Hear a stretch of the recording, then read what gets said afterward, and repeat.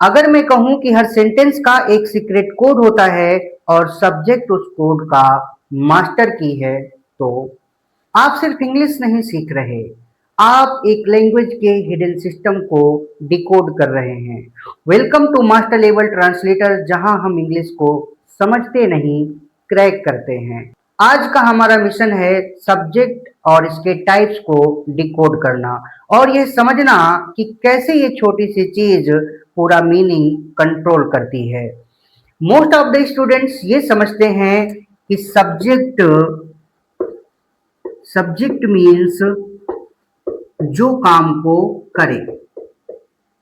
ज्यादातर स्टूडेंट्स यही मानते हैं कि सब्जेक्ट मीन्स जो काम को करे और बस। यही सबसे बड़ी गलती करते हैं। जिस सवाल ये आता है, what is subject really? Subject वास्तव में है क्या? The answer is subject means subject means focus of the sentence. Focus of the sentence. Subject means focus of the sentence. It means subject वो है सेंटेंस में जिस पर स्पॉटलाइट होती है या जिस पर फोकस होता है। For example, Ram eats mango. The second example is mango is eaten by Ram. आप दोनों सेंटेंसेज में गौर करें तो सेम पर्सन सेम एक्शन, फिर भी दोनों में सब्जेक्ट अलग अलग हैं। फर्स्ट सेंटेंस में हिंदी अर्थ समझिएगा, राम ईट्स मैंगो। राम आम खाता है। फोकस किस पर है? राम पर। तो पहले का सब्जेक्ट है राम। दूसरा सेंटेंस है mango is eaten by Ram. आम राम के द्वारा खाया जाता है। आम राम के द्वारा खाया जाता है। फोकस किस पर है? मैंगो पर। तो दूसरे का सब्जेक्ट है मैंगो। यानी कि अगर सेंटेंस में स्पॉटलाइट या फोकस चेंज हुआ तो सेंटेंस का सब्जेक्ट चेंज हो जाता है। सब्जेक्ट मतलब वो नहीं होता जो काम को करने वाला हो। सब्जेक्ट का मतलब वो होता है कि हमारा फोकस किस पर है या स्पॉटलाइट किस पर है। अब आते हैं रियल गेम पर, टाइप्स ऑफ सब्जेक्ट। इस लेक्चर में हम 7 टाइप्स ऑफ सब्जेक्ट को डिकोड करेंगे। फर्स्ट टाइप है हमारा सिंपल सब्जेक्ट। फर्स्ट टाइप क्या है? Simple subject. सिंपल सब्जेक्ट क्या होता है समझिएगा। जब एक वर्ड हमारा सब्जेक्ट का कार्य करता है तो उसे सिंपल सब्जेक्ट कहा जाता है। For example, Ram is playing. यहां पर आप देखेंगे कि सब्जेक्ट है हमारा राम। तो राम एक वर्ड सब्जेक्ट है, ये सब्जेक्ट और ये प्रेडिकेट है, ये तो आप जानते ही होंगे। तो राम यहाँ पर सब्जेक्ट का कार्य कर रहा है, सिंगल वर्ड है, तो इसे हम सिंपल सब्जेक्ट बोलेंगे। दूसरा एग्जाम्पल है I will read this book. यहां आप समझेंगे कि I will read this book, it means मैं इस किताब को पढ़ूंगा। प्रेडिकेट क्या है? प्रेडिकेट विल से लेकर लास्ट तक है और सब्जेक्ट क्या है? सिर्फ आई। यहाँ पर सिंगल वर्ड्स में सब्जेक्ट मेंशन है, इसलिए इसे सिंपल सब्जेक्ट कहा जाता है। अब आते हैं हम इसके दूसरे टाइप, कंप्लीट सब्जेक्ट पर। क्या होता है कंप्लीट सब्जेक्ट? क्या है दूसरा type? Complete subject. Complete subject. अब कंप्लीट सब्जेक्ट क्या होता है? आपके अंदर क्यूरियोसिटी तो जरूर होगी। कंप्लीट सब्जेक्ट के अंदर क्या होता है कि सब्जेक्ट प्लस उसके सारी डिटेल्स आती हैं। For example, the boy in red shirt. The boy in red shirt is singing. अब यहाँ समझिएगा, द बॉय हमारा रियल सब्जेक्ट क्या है, बॉय, लेकिन यहाँ से यहाँ तक के सारे वर्ड सब्जेक्ट हैं और ये है प्रेडिकेट। तो डिफरेंस क्या है, यहाँ पर बॉय के बारे में और भी डिटेल्स बताई गई हैं, जैसे कि इन रेड शर्ट, यानी कि लाल शर्ट पहने हुए, the boy in red shirt यानी कि लाल शर्ट पहने हुए लड़का इज सिंगिंग, गा रहा है।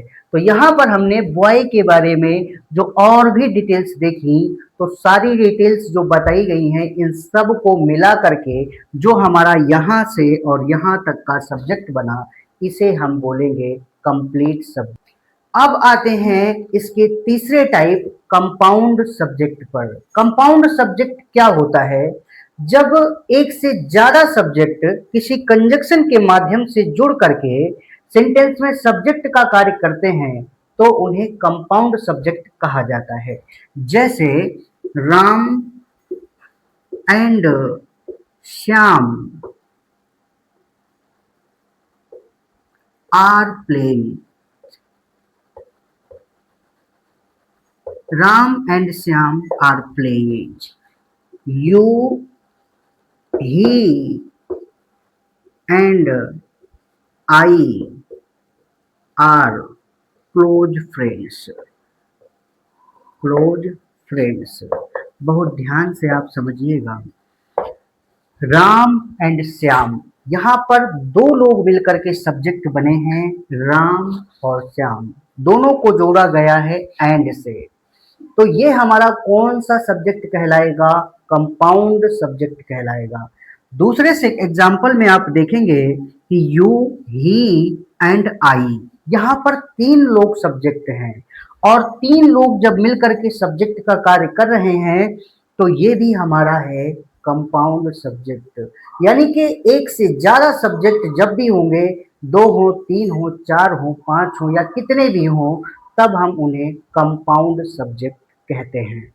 अच्छा, एक चीज और आपको ध्यान देने की जरूरत है कि कंपाउंड सब्जेक्ट अपने साथ आमतौर पर प्लूरल वर्ब ही लेते हैं, जैसे यहाँ पर देखेंगे आप आर। ठीक, अब हम आते हैं इसके सबसे ज्यादा डेंजरस टाइप हिडन या इम्प्लाइड सब्जेक्ट पर। फोर्थ टाइप है हमारा हिडन या फिर कह सकते हैं इम्प्लाइड सब्जेक्ट। हिडन सब्जेक्ट या इम्प्लाइड सब्जेक्ट क्या होता है, ये सबसे ज्यादा डेंजरस टाइप होता है सब्जेक्ट का, क्योंकि इसमें सब्जेक्ट हिडन होता है, छुपा हुआ होता है, सब्जेक्ट दिखाई ही नहीं देता है। For example, close the door. The second example is come here. इन दोनों सेंटेंसेज में आप देखेंगे कि सब्जेक्ट नहीं है। कहाँ है सब्जेक्ट इनका? ये दोनों सेंटेंस हैं हमारे इंपरेटिव सेंटेंस के एग्जाम्पल। दोनों सेंटेंस किसके एग्जाम्पल हैं? इंपरेटिव सेंटेंस के। और इंपरेटिव सेंटेंस में सब्जेक्ट यू छिपा रहता है। एक्चुअली इन दोनों का मीन्स है यू क्लोज द डोर और दूसरे वाले का यू कम हियर। लेकिन इंपरेटिव सेंटेंस में सब्जेक्ट हिडन होता है, उसे रिवील नहीं किया जा सकता है, इसलिए यू नहीं लगाते हैं। अब एक सीक्रेट निकल कर आता है कि सेंटेंस में कई बार सब्जेक्ट दिखाई नहीं देता है लेकिन वो एग्जिस्ट करता है। जैसे कि इनमें सब्जेक्ट दिखाई नहीं देता है लेकिन सब्जेक्ट यू एग्जिस्ट करता है। अब आते हैं इसके फिफ्थ टाइप डमी या फेक सब्जेक्ट पर। डमी या फेक सब्जेक्ट होता क्या है?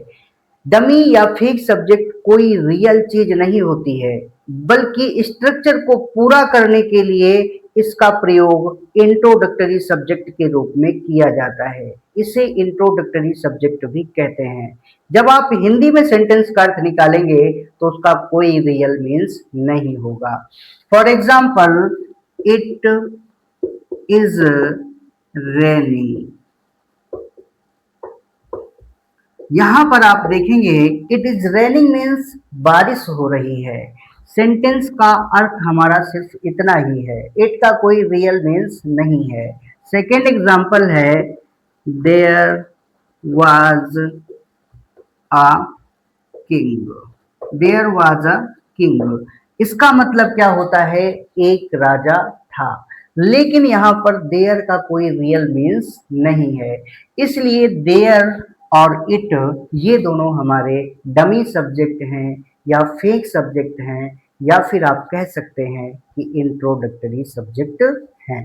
अब आते हैं इसकी सिक्स्थ टाइप, इन्फिनेटिव सब्जेक्ट पर। इन्फिनेटिव सब्जेक्ट क्या होता है, ये वर्ब की फर्स्ट फॉर्म से पहले टू लगाने से बनता है। टू प्लस बी वन को इन्फिनेटिव सब्जेक्ट कहते हैं। अगर सेंटेंस के शुरू में आपको टू प्लस बी वन मिल जाए, या कह सकते हैं कि वर्ब से पहले या फाइनाइट वर्ब से पहले टू प्लस बी वन मिल जाए, तो आप समझ जाना कि यहाँ पर इन्फिनेटिव सब्जेक्ट है। For example to study is important.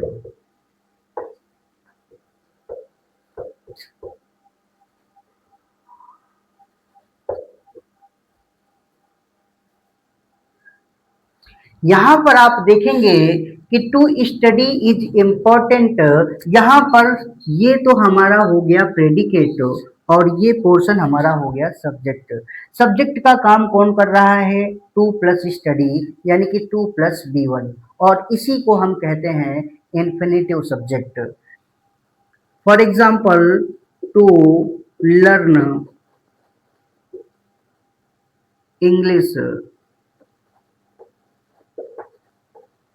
Is easy, ये आपका दूसरा एग्जाम्पल है। यहाँ पर टू लर्न इंग्लिश सब्जेक्ट है और इज इजी आपका प्रेडिकेट है।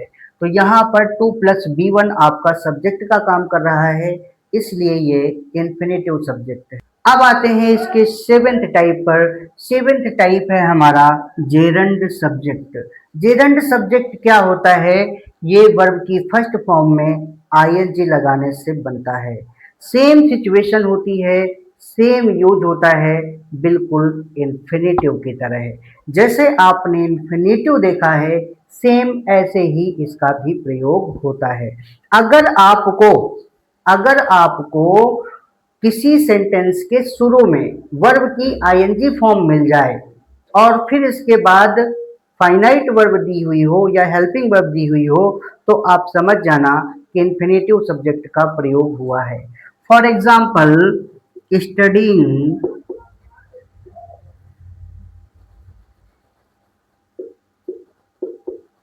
Studying is important.